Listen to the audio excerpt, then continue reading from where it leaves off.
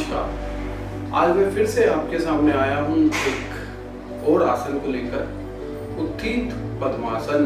जो उत्थित पद्मासन है बड़े काम का आसन है।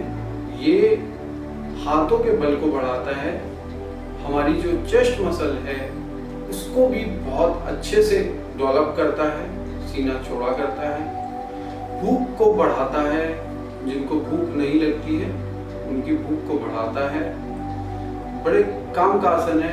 फिट रहने के लिए बहुत अच्छा आसन है। आर्म स्ट्रेंथ बहुत अच्छी हो जाती है। और उदर संबंधी जितने रोग हैं, पेट संबंधी जितने रोग हैं, ये सब में लाभ करते हैं, सब में लाभ करते हैं। तो ये आसन बड़े काम का आसन है, उत्थित पद्मासन। तो इस आसन को करना चाहिए, सभी लोगों को इस आसन को करना चाहिए।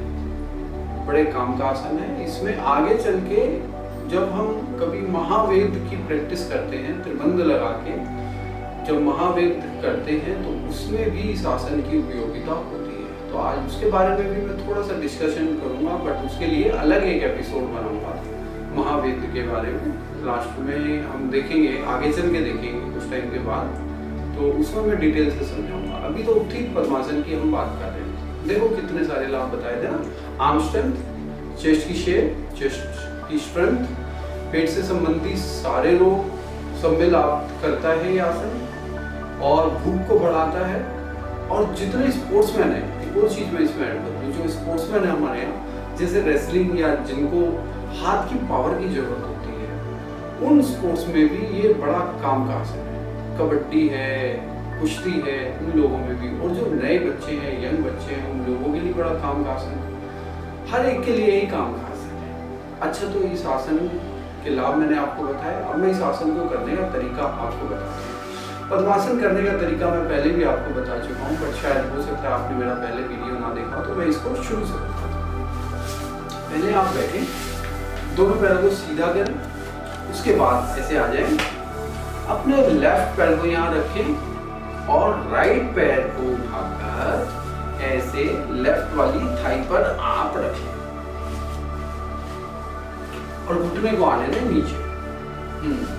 अगर पद्मासन लगाने में आपको तकलीफ होती है तो यहाँ कुछ टाइम इसका अभ्यास कर लें, सिर्फ एक पैर से। जब होने लगे फिर उसके बाद दूसरे पैर को भी उठाएं और ऐसे करके दूसरी थाई पर आप रख लें। जब हम इसको रख लेते हैं दोनों साइड से, तो ये हमारा पद्मासन लग गया।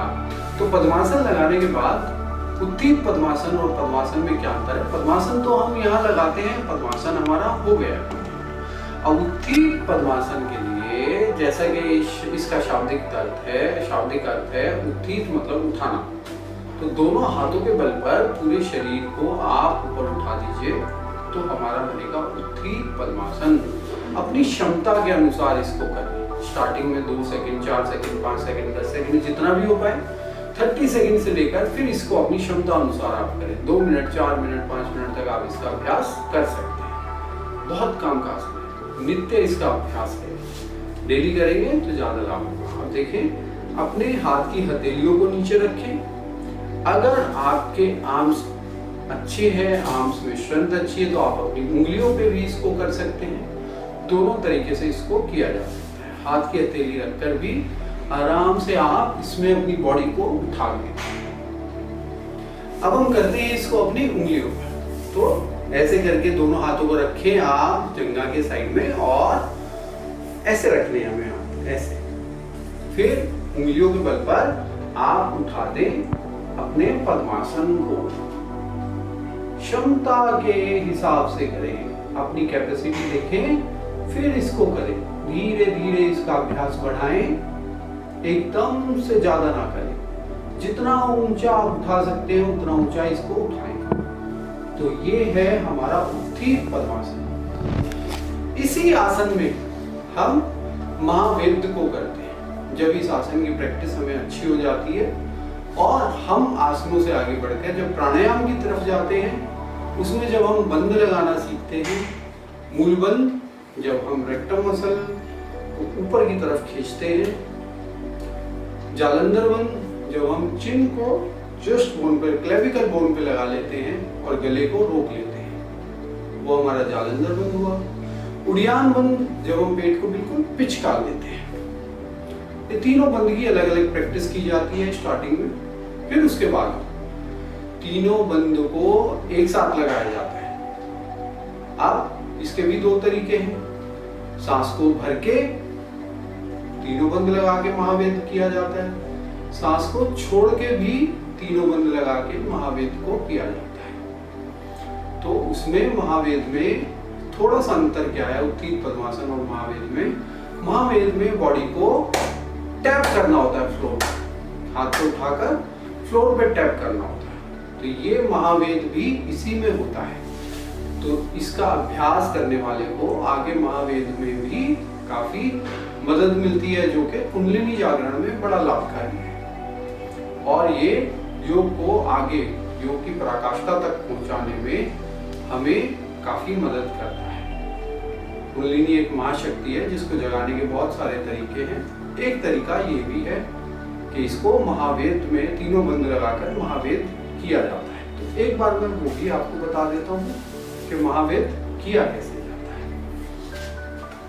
पद्मासन जैसे हमने लगाया, उत्थीत पद्मासन लगाकर बॉडी को नीचे पटक दें, उठाएं पहले और फिर सांस भर के पहले तीनों बंद लगा लें। तो हम लोग सांस भर के बंद लगाते हैं तीनों।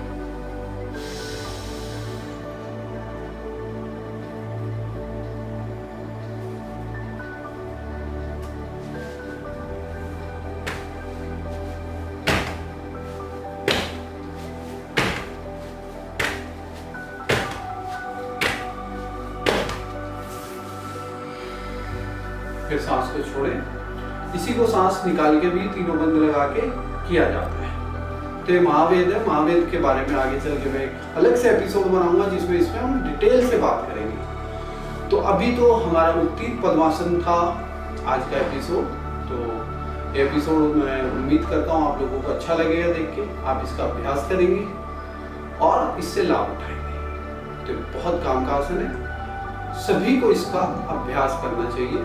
बच्चों को शुरू से ही इसका अभ्यास कराना चाहिए ताकि जब वो युवा हो तो उनके हाथों में खूब ताकत हो, उनका वृक्ष स्थल बहुत स्ट्रोंग हो, चौड़ी छाती हो, चौड़ा सीना हो और बहुत ताकतवर बच्चे बने।